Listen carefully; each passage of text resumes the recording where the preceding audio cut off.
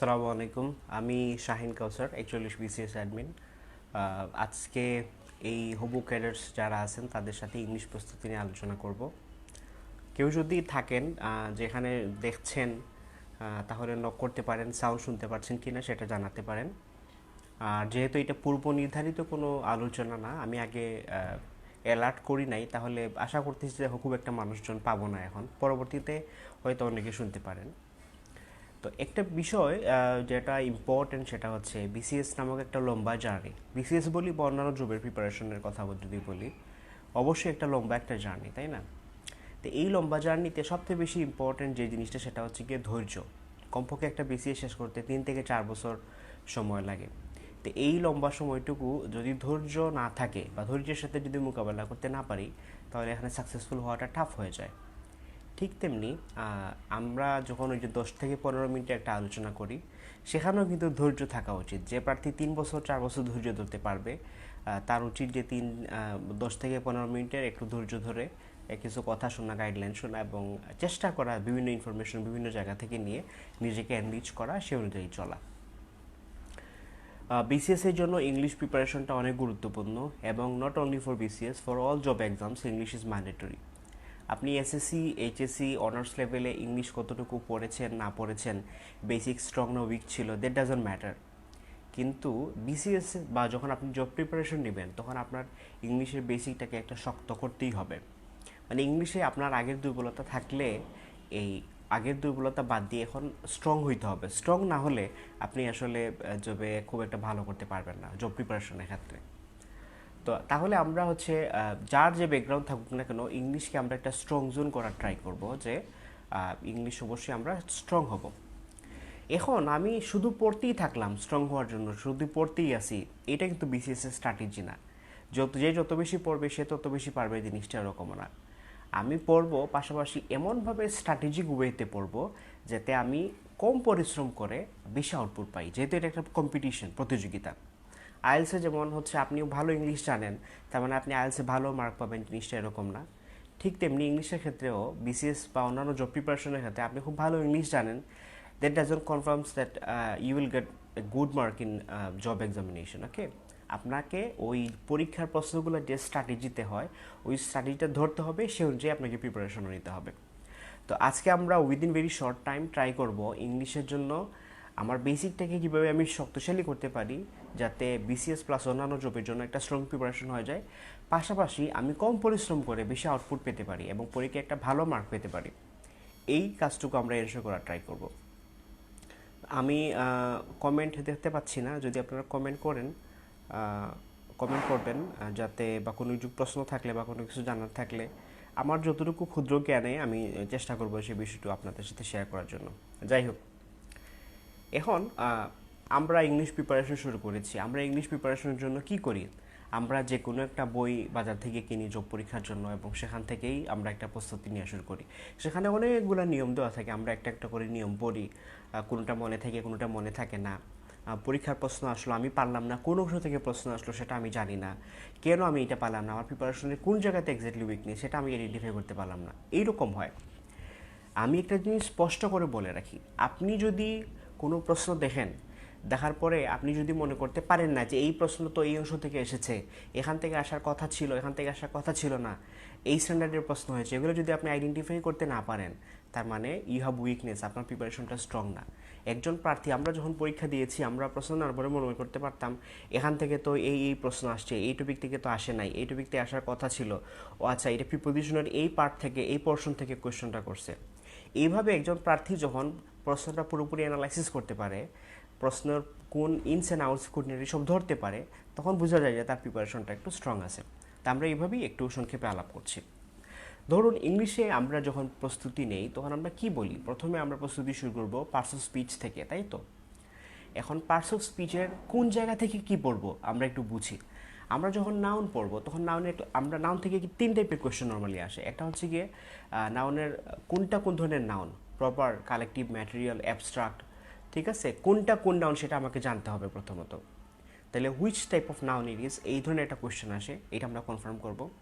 2 নম্বর হচ্ছে ইদানিং যে টাইপের কোয়েশ্চেন হচ্ছে, যেমন একটা হচ্ছে কমন নাউন, কিন্তু এক্সাম্পলে সেটা অ্যাবস্ট্রাক্ট নাউন হয়ে যাচ্ছে। আবার অ্যাবস্ট্রাক্ট নাউন দেখতে কিন্তু এটা হয়ে যাচ্ছে কমন নাউন। এই যে ইন্টারচেঞ্জ, একটা নাউন থেকে আরেকটা নাউন ইন্টারচেঞ্জ হয়ে যায়, এখান থেকেও প্রশ্ন আসে। তাইলে আমরা এই নাউনের 2 নাম্বার কোয়েশ্চেন পাইলাম।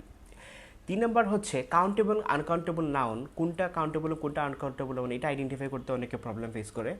এবং কাউন্টেবল এবং আনকাউন্টেবল নাউনের আগে কিছু ডিটারমিনার ইউজ করতে হয়। এই ডিটারমিনার ইউজ করতে অনেকে প্রবলেম করে যে এখানে কি ফিউ দিব নাকি মাছ দিব নাকি মেনি দিব, এই যে এই জায়গাতে কিন্তু প্রবলেম হয়। তাহলে আমরা নাউন পড়ব। নাউন পড়তে গেলে আমরা জানি নাউন থেকে, আমি যখন ক্লাস নিই তখন আমি কনফার্ম করে দিই যে নাউন থেকে পড়লে পরে আমরা কনফার্ম করব নাউনের ক্লাসিফিকেশন আমরা জানি, আমরা কনফার্ম করব নাউনের এই টাইপ থেকে ওই টাইপ, অর্থাৎ কমন থেকে যদি অ্যাবস্ট্রাক্টে নেয় তাইলে আমি এটা এই কয়েকটা 4-5টা নিয়ম আছে, 4-5টা নিয়ম আমরা পরে রাখবো, আইডেন্টিফাই করতে পারবো। আর 3 নম্বর যেটা, সেটা হচ্ছে গিয়ে আমরা কাউন্টেবল আনকাউন্টেবল নাউনের আগে কী ডিটারমিনার ইউজ করতে হয় সে বিষয়ে আমরা স্পষ্ট ধারণা নিব। এই 3টা যখন আমরা জানি, 3 টাইপের কোয়েশ্চেন, তাহলে নাউন থেকে কোনো ধরনের কোয়েশ্চেন আসলে অবশ্যই আমরা মিস করব না ইনশাআল্লাহ। নাউন শেষ, আমরা আসি এখন প্রনাউনে। প্রনাউন থেকে মেইনলি কোয়েশ্চেন আসে যে কোনটা কোন টাইপের প্রনাউন, অর্থাৎ আইডেন্টিফিকেশন, এইটা কি কালেক্টিভ, এইটা কি হচ্ছে আপনার রিলেটিভ প্রনাউন নাকি এটা রিফ্লেক্সিভ প্রনাউন, এটা কোন টাইপের প্রনাউন সেটা আমাদেরকে আইডেন্টিফাই করতে বলা হয়। তাহলে মোটামুটি প্রনাউনের 8টা যে প্রকার আছে, ওই 8টা প্রকার জানলে প্রনাউন সম্পর্কে আমরা মোটামুটি সব জানতে পারবো। এছাড়া প্রনাউনের সাথে সাবজেক্টের একটা ভার্বের একটা রিলেশন আছে, এটাকে বলে সাবজেক্ট ভার্ব এগ্রিমেন্ট। তো প্রনাউনের সাথে সাবজেক্টের যে সাবজেক্ট ভার্ব এগ্রিমেন্ট পোর্শনটা, সেটা আমরা একসময় পড়ে নেব। তাহলে প্রনাউন থেকে মেইনলি প্রশ্ন আসে কোনটা কোন ধরনের প্রনাউন, আমরা সেটা পড়ব। আর সাবজেক্ট ভার্ব এগ্রিমেন্ট যখন আমরা পড়বো তখন প্রনাউনের সাথে এটার অ্যাডজাস্টমেন্টের কিছু নিয়ম আমরা দেখে নিব। তাহলে প্রনাউনের প্রিপারেশন আমার 100% হয়ে গেল। আমরা আসি এখন ভার্বে। ভার্বে একটু বিস্তারিত পড়তে হয়। প্রথমে ভার্বের ক্লাসিফিকেশন পড়বো আমরা। এখন ভার্বের ক্লাসিফিকেশন মানে কি, আমরা মনে হয় ওই যে প্রিন্সিপাল, অক্সিলারি, ট্রানজিটিভ, ইনট্রানজিটিভ এগুলোর মধ্যেই সীমাবদ্ধ। এগুলার থেকেও সব গুরুত্বপূর্ণ হচ্ছে নন ফাইনাইট ভার্ব যেগুলা, যেমন হচ্ছে ইনফিনিটিভ, জিরান্ড, পার্টিসিপল, এগুলার ক্লাসিফিকেশনটা আমাদেরকে ভালো করে জানতে হবে। এগুলা ছাড়াও আরও কিছু ভার্ব আছে, যেমন লিঙ্কিং ভার্ব, স্টেটিভ ভার্ব, এই টাইপের কিছু ভার্ব যেগুলো আসলে ইউজ খুবই কম। এগুলা জাস্ট আমাদেরকে একটু জানানোর জন্য, এগুলো প্র্যাকটিক্যালি এগুলো আমরা সচেতনভাবে ইউজ করি না।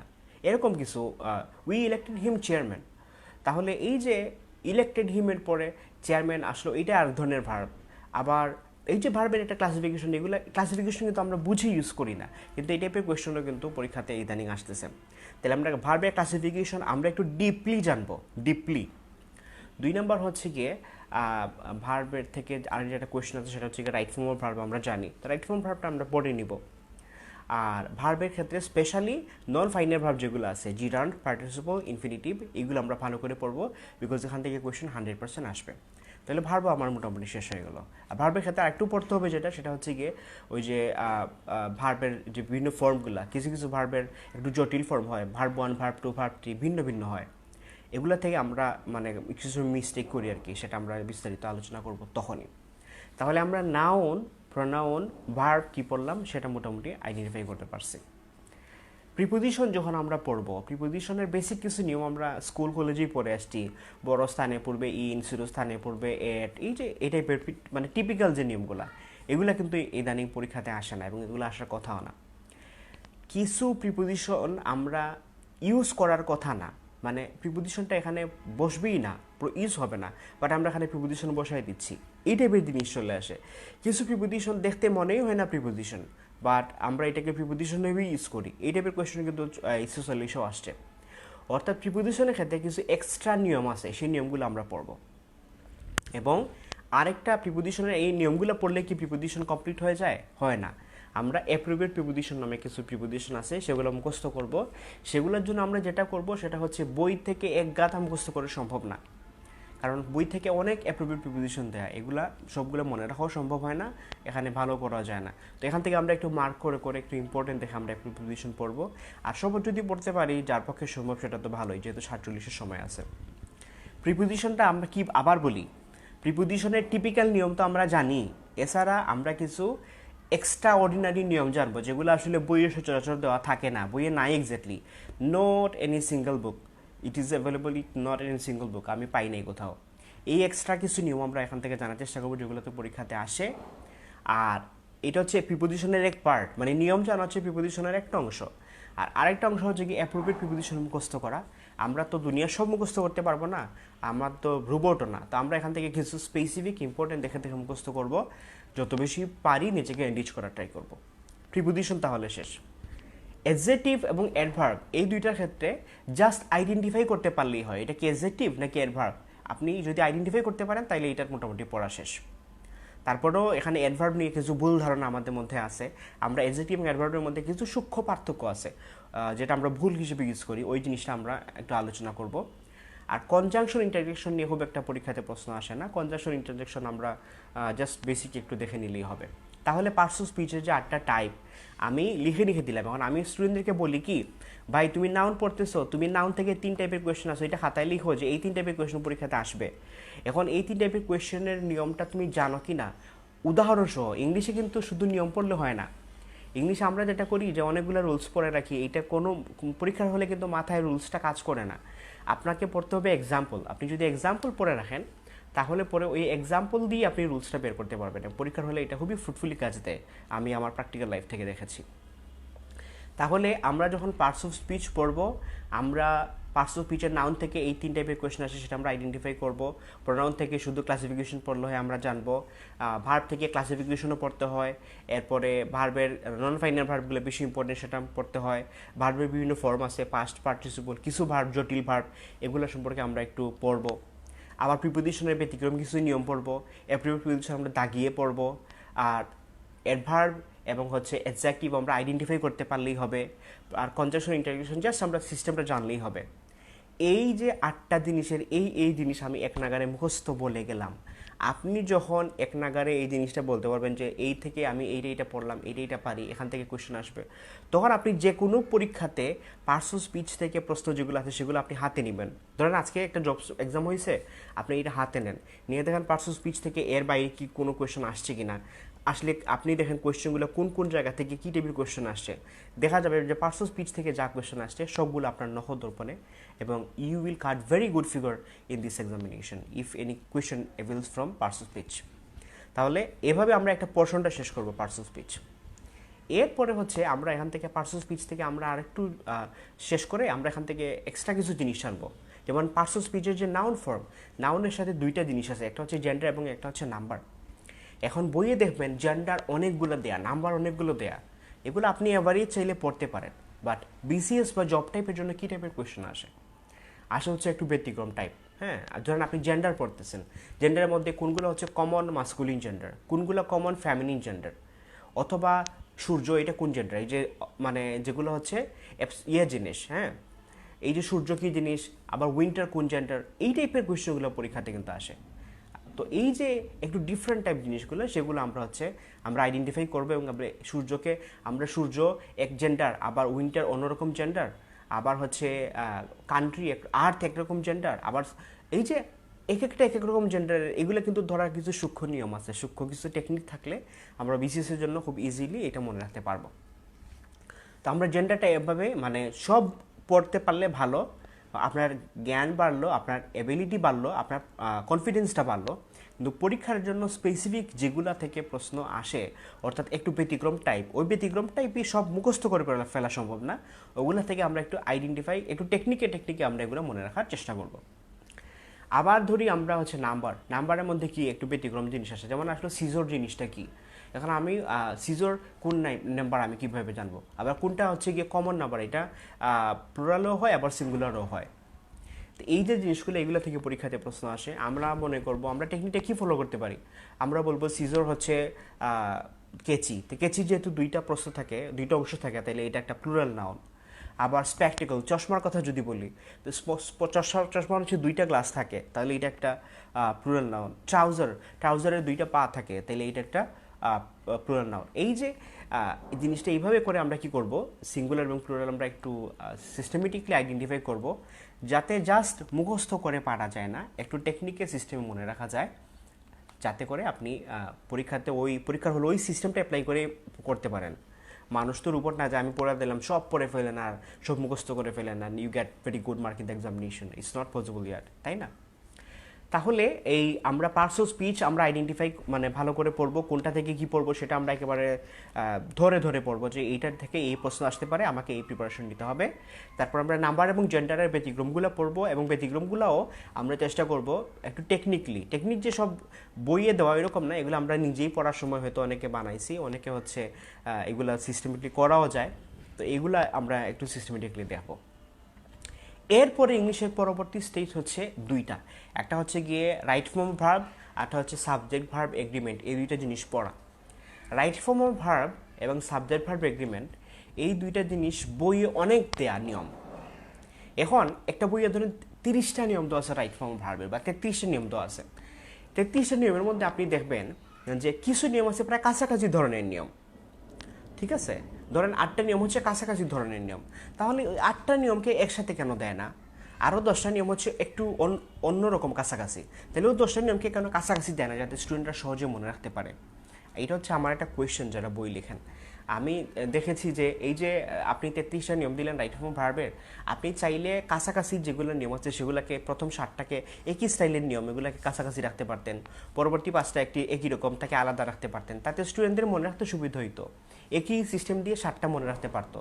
এখন এই যে ভিন্ন একটা 7টার একটা দিচ্ছেন প্রথমে, একটা দিচ্ছেন 13 নম্বরে, একটা 25 নম্বরে, তো স্টুডেন্ট এটা মনে রাখবে কীভাবে? পরীক্ষার প্রশ্নগুলো যত গুছায়া এবং যত মিনিমাইজ করে দেয়া যায় তত মনে রাখতে সুবিধা হয়, আর যত এলোমেলো করে দেয়া যায় নিয়মগুলো তত তো আসলে মনে রাখাটা কঠিন হয়ে যায়, এবং এই জন্য ম্যাক্সিমাম ক্যান্ডিডেটরা আসলে ভালো সাপোর্ট পায় না। তো আমরা এই যে 33 রাইট ফর্ম অফ ভার্ব এবং সাবজেক্ট ভার্ব এগ্রিমেন্টের যে নিয়মগুলো আছে, আমরা চেষ্টা করব কাছাকাছি নিয়মগুলোকে কাছাকাছি করে দেওয়ার জন্য, যাতে ধরেন 5টা নিয়ম পড়লে 33টা নিয়মের মোটামুটি বেসিক অংশগুলো কাভার হয়ে যায়। আর পার্টস অফ স্পিচ থেকে আমরা যে নলেজ পাবো এখান থেকে আমরা এটা ইউটিলাইজ করতে পারবো। সাবজেক্ট ভার্ব এগ্রিমেন্টের ক্ষেত্রে আমরা সেম থিওরি ফলো করব।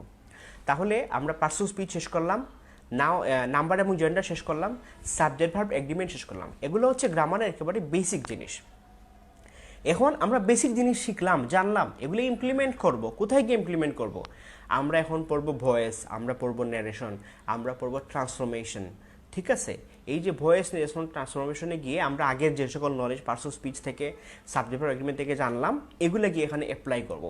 এবং ভয়েস, ন্যারেশন, ট্রান্সফরমেশন এগুলাতে 100% মার্ক পাইতে হবে। You have to ensure 100 mark in this portion, কারণ এগুলো থেকে কোয়েশ্চেন খুবই ইজি আসে, এবং নয়েস ন্যারেশন এগুলো আমরা 9-10-এ যা পড়ে আসছি তার থেকেই আসে।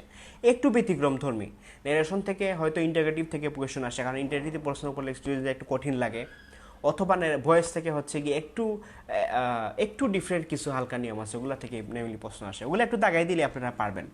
ভয়েস, ন্যারেশন গেল। তাহলে ইংলিশের গ্রামাটিক্যাল যে পার্টটা, যেগুলো হচ্ছে গ্রামার রুল বুঝতে হয়, প্রথমে পার্টস অফ স্পিচ বুঝতে হয়, তারপরে সেখান থেকে হচ্ছে গিয়ে আপনার নাম্বার এবং জেন্ডার কিছু মুখস্থ জিনিস আছে টেকনিকে, তারপরে হচ্ছে গিয়ে right form verb, subject verb agreement, এইটার সাথে এগুলো মিলিয়ে সব হচ্ছে বেসিক গ্রামার। আর বেসিক গ্রামের অ্যাপ্লাইড সেকশন হচ্ছে গিয়ে ন্যারেশন, এরপরে হচ্ছে ভয়েস চেঞ্জ, এরপরে হচ্ছে ট্রান্সফরমেশন। তাহলে বেসিক গ্রামার প্লাস হচ্ছে কিছু মুখস্থ প্লাস হচ্ছে অ্যাপ্লাইড গ্রামার সব যখন আমরা শেষ করে ফেলছি, গ্রামার পোর্শনে আমাদের ভালো একটা ধারণা তৈরি হয়ে যাবে। এখন তখন আমরা প্রচুর পরিমাণে প্র্যাকটিস করবো, এবং we will try to find hour problem. সবার তো সেম জায়গায় প্রবলেম হবে না, আমরা আমাদের প্রবলেমটা ফাইন্ড আউট করে চেষ্টা করবো। বারবার প্র্যাকটিস করলে ইংলিশের গ্রামার পোর্শন থেকে যতই মার্ক আসুক, আপনি ইনশাল্লাহ খুবই ভালো একটা মার্ক কাভার করতে পারবেন। এবং ইংলিশ আপনাকে স্ট্রং হইতে হবে। প্রিলির তো এই 35 মার্ক সেম মানে সব কিছু নাই, জাস্ট এটা পাস করার এক্সাম। মূল খেলা হচ্ছে ভাই রিটেনে 200 মার্ক, জাস্ট 200 মার্কস। তাহলে এই 200 মার্কে ভালো করতে গেলে আপনার ইংলিশে গ্রামারে ভালো না থাকলে আপনি রিটেনে কখনো ভালো করতে পারবেন না। এখন আমরা আসি ইংলিশে তো একটা পার্ট আলোচনা করলাম, গ্রামাটিক্যাল পার্ট, আর একটা যে মুখস্থ করতে হয় একবারে বিশাল অংশ, ওইটা আপনি কী করবেন? এমনিতে সিনোনিম এন্টোনিম তো বিশাল, সিনোনিম এন্টোনিম আপনি জিআরই 333 ওয়ার্ড বলেন, আর সেইগুলা হাই ফ্রিকোয়েন্সি ওয়ার্ড বলেন, এগুলো শেষ কইরাও তো শেষ হয় না, মানে এত বিশাল। আপনি যদি ডাইজেস্টের বই নেন, ভোকাবুলারিতে ভরা। তো এখন এগুলো আসলে কীভাবে আমরা ফাইন্ড আউট করবো, কীভাবে আমরা এগুলো সলভ করবো? এখানে দেখেন যে বইয়ে হচ্ছে গিয়ে প্রথমত একটা কথা আমি যেটা ফলো করেছি সেটা হচ্ছে, আমরা একটা মেইন ওয়ার্ড পড়লাম, মেইন ওয়ার্ড পড়ার পরে অনেকগুলো সিনোনিম দেওয়া আছে, পাশাপাশি অনেকগুলো এন্টোনিম দেওয়া আছে। এখন আপনি একটা মেইন ওয়ার্ড মুখস্থ করবেন, পাশাপাশি তার সিনোনিম সবগুলো মুখস্থ করবেন, তারপরে আবার এন্টোনিমও মুখস্থ করবেন। এটা কি আদৌ সম্ভব? অথবা আপনি যখন সবগুলোই মুখস্থ করে ফেলছেন, পরীক্ষার হলে এটা দেখে মনে হবে আচ্ছা এইটার সিনোনিম কি এটা নাকি অ্যান্টোনিম ওইটা, আমি তো একসাথে পড়ছি, কোনটা কার সিনোনিম আর কোনটা কার অ্যান্টোনিম এটা বের করাই তো অনেক সময় কঠিন হয়ে যায়, তাই না? তো এই জন্য আমার কথা হচ্ছে যখন আপনি কোনো ওয়ার্ড পড়েন তখন হচ্ছে আপনি শুধু তার সিনোনিমটা পড়েন, not antonym. Antonym totally avoid করেন, অ্যান্টোনিমের নামে কোনো কিছু এখানে নাই ধরেন, এইটা করতে পারেন। তাহলে আমরা যখন শুধু সিনোনিম পড়বো তাহলে মনে রাখাটা সুবিধা হবে। বাট আমি এরকমও করে পড়ি নাই, আমি যেটা করছি সেটা হচ্ছে আমি যে কোনো কিছু রুট ওয়ার্ড বের করছি। যেমন ধরুন আমি এক্সাম্পল হিসেবে বলি AMY, এমি শব্দটা তো হচ্ছে ফ্রেন্ড বা বন্ধু, ঠিক আছে? এখন এই যে এমি বন্ধু, এই ফ্রেন্ড শব্দের সাথে এই যে রুট ওয়ার্ড দিয়ে অনেকগুলো শব্দ হয়, যেমন এমি থেকে হয় এমিটি মানে বন্ধুত্ব, আবার এর সাথে আরও শব্দ হচ্ছে গিয়ে যে এমিক্যাল, এমিকেবল, ঠিক আছে? এই যে বা এমিয়েবল, এই যে শব্দগুলো সবগুলো হচ্ছে বন্ধুত্ব রিলেটেড, বন্ধুভাবাপন্ন, এগুলো বোঝাচ্ছে। এমিকেবল অথবা এমিয়েবল দুইটাই হচ্ছে এমি থেকে আসছে। তাহলে এমি থেকে শব্দ পাইলাম এমিটি, আবার এমি থেকে শব্দ পাইলাম এমিয়েবল, আবার এমি থেকে শব্দ পাইলাম এমিকেবল, সবগুলোর অর্থই হচ্ছে বন্ধুত্ব অর্থাৎ ফ্রেন্ডশিপ। তাহলে এমি পড়ার কারণে, রুট ওয়ার্ডটা পড়ার কারণে এই রিলেটেড শব্দগুলো আমার ইজিলি পড়তে হইতেছে, পড়তে পারতেছি। আবার আমি যেটা করছি সেটা হচ্ছে গিয়ে এই যে এমিটি মানে বন্ধুত্ব, এর বিপরীত শব্দ হচ্ছে অ্যানিমিটি মানে শত্রুতা। তো এনিমিটির সাথে আরেকটা রিলেটেড হচ্ছে ইনিমিক্যাল, তাও হচ্ছে শত্রুতা, মানে শত্রুতা ভাবাপন্ন আর কি। তাহলে এক এমি রুট ওয়ার্ড পড়ার কারণে এই রুট ওয়ার্ড থেকে আমি অনেকগুলা হচ্ছে সিনোনিম পেয়ে গেলাম, একই জাতীয় শব্দ যেগুলো মনে রাখার জন্য আমার কোনো চ্যালেঞ্জই ফেস করতে হইতেছে না, এবং প্রায় এখান থেকে আমি 6টা শব্দ পেয়ে গেলাম। তো এইভাবে করে আমি যতগুলো অ্যাড্রেস করা যায় অ্যাড্রেস করার চেষ্টা করি, সবগুলো তো এভাবে অ্যাড্রেস করা যাবে না, কিন্তু কাছাকাছি ইংলিশের অনেকগুলো ওয়ার্ড হচ্ছে এরকম কাছাকাছি পারস্পরিক সম্পর্কযুক্ত, একটা রুট ওয়ার্ড থেকে অনেকগুলো শব্দ আসছে, হয়তো একটা সাফিক্স বা একটা প্রিফিক্স যুক্ত হয়েছে হয়ে আর অনেকগুলো শব্দ হয়েছে। এই সাথে যদি আপনি রুট ওয়ার্ডের শব্দগুলো আপনি পড়তে পারেন, আমি আমার খাতার ছবি তুলে আপনাকে দিব না, তাহলে ভোকাবুলারি মনে রাখাটা আপনার জন্য অনেক ভালো হবে। এবং ভোকাবুলারি যদি না পড়েন তাহলে বিসিএস রিটেনে আপনি ভালো করতে পারবেন না, ভোকাবুলারি আপনাকে ডু অর ডাই পড়তেই হবে। So you can follow different strategy, অনেক স্ট্র্যাটেজি আপনি ফলো করতে পারেন, এক একজন এক এক রকম করে। I follow this strategy and I think it's applicable, it's helpful ইয়ার। তারপরে আমরা হচ্ছে গিয়ে চেষ্টা করব হচ্ছে কি অ্যাপ্রোপ্রিয়েট প্রিপোজিশনের কথা আগেই বলেছি, ফ্রেজাল ভার্ব এরকম আমরা একটু মার্ক করে করে পড়ার চেষ্টা করব, প্র্যাকটিক্যাল লাইফে ইউজ করার চেষ্টা করব। আমরা পড়ি ওয়ান ওয়ার্ড সাবস্টিটিউশন।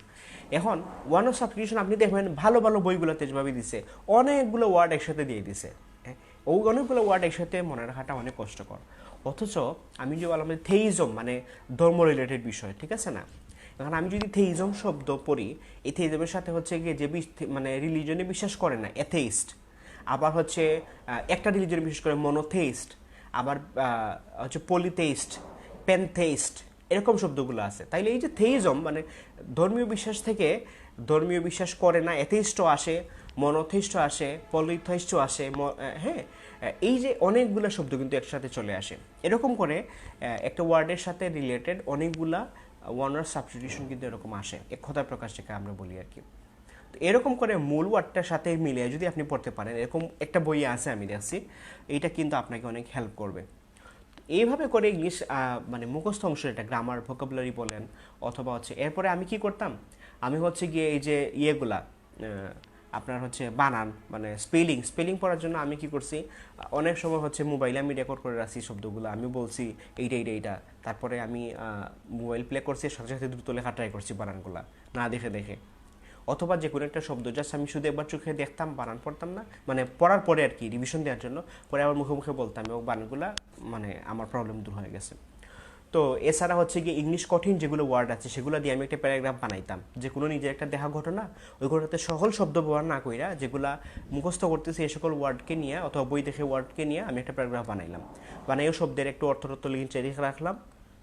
পরে যখন প্যারাগ্রাফটা রিডিং পড়তেছি, রিডিং পড়ার সময় ওই ওয়ার্ডটা কিন্তু আমার মাথায় আসতেছে, আসলে পরে এটা আমার রিভিশন হয়ে যাচ্ছে, ব্রেইন অটোমেটিকলি এটাকে ক্যাচ করে ফেলতেছে।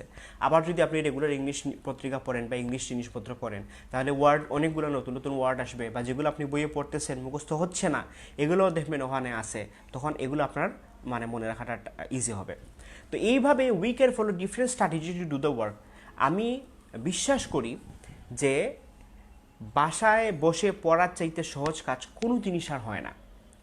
আপনি যদি জব করেন, একটা প্রাইভেট জব করেন, একটা আপনার বসের আন্ডারে, whole day you will have to remain under pressure. Continuously আপনাকে টার্গেট দিবে, কাজ দিবে, এখানে ওখানে যাইতে হবে, ঝাড়ি খাবেন এবং ক্লান্ত হয়ে যাবেন। এই যে বাইরের একটা প্রতিকূল পরিবেশ, এই প্রতিকূল পরিবেশের চাইতে বাসায় ফ্যানের নিচে বসে পড়া এবং উইদাউট প্রেশার বাসায় বইটই নিয়ে পড়া, এর চাইতে রিল্যাক্সিং জিনিসের কিছু হয় না আসলে। তো আমরা এই 1 বছর সময়টাকে যদি টার্গেট ধরি যে 1 বছর টাইম হচ্ছে আমার জব প্রিপারেশনের time, and within this year I will study my work my level best, I will study my level best and I will try to utilise all my capabilities, তাহলে আপনার লাইফটা ইনশাল্লাহ চেঞ্জ হয়ে যাইতে পারে। তো এখন আমি যেগুলো বললাম মনে হইতেছে মনে হয় অনেক জিনিস ইংলিশ প্রিপারেশনের জন্য, বাট আপনি যদি 5 মাস এটা নিয়ে কাজ করেন, আস্তে আস্তে আপনার মানে পরিশ্রমের অংশ কমতে থাকবে, আপনার জানার অংশ বাড়তে থাকবে, এবং একসময় মনে হবে যে আপনার কাছে সব দুধ ভাত। বিসিএস প্রিপারেশন একসময় মনে হইতো যে আমি কি আসলে বিসিএস পারবো, বা বিসিএস কোয়ালিফাই করা কি আসলে আমার জন্য সম্ভব হবে, পড়াশোনার সাথে নাই, ক্যাম্পাস লাইফে কীরকম চলাফেরা করছি। বাট পরের যখন শুরু হইলো, আস্তে আস্তে পাস করলাম, তখন দেখা গেছে যতগুলো প্রিলি আছে সবগুলোতেই প্রিলি টিকি। তখন দেখা গেছে যে প্রশ্ন হাতে নিলে কোন অংশ থেকে কী আসছে না আসছে, প্রশ্ন স্ট্যান্ডার্ড কেমন হইলো না হইলো সব বলে দিতে পারি, এবং এখন তো আলহামদুলিল্লাহ আল্লাহ এই পর্যায়ে নিয়ে আসলো। You can also do the same thing, just you need to focus on your target and you need to work hard. তো ইনশাল্লাহ আমাদের সাথে থাকবেন। বিদ্যাচাষী প্রোগ্রাম শুরু করেছে, আপনারা ডিটেলস দেখতে পারবেন, সেই অনুযায়ী যদি আগ্রহী হন, আমরা অনেকেই আছি, আমরা চেষ্টা করব, we will try our level best to support you with our capabilities, and ইনশাল্লাহ ভালো কিছু হবে। ইংলিশ নিয়ে এত সংক্ষেপে আসলে বলার মতো কিছু নাই, এটা এক্সপ্রেস করতে গেলে বা ওয়েটা করতে গেলে আরও অনেক সময় দরকার। বাট আমার মনে হয় আমরা প্রচলিতভাবে যেভাবে পড়ি বা বইয়ে যেভাবে প্রেজেন্টেশন করে দেয়া আছে, জিনিসগুলো এর চাইতে অনেক সহজ।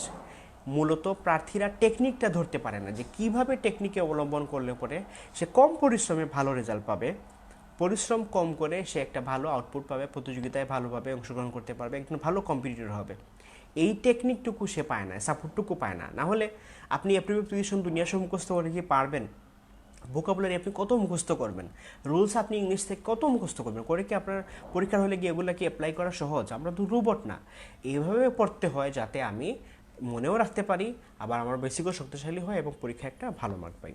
তো এটাই ছিল আমার শর্ট টাইমের ডিসকাশন। সবাই ভালো থাকবেন, দোয়া করবেন, শুভকামনা রইল সবার জন্য। আল্লাহ হাফেজ।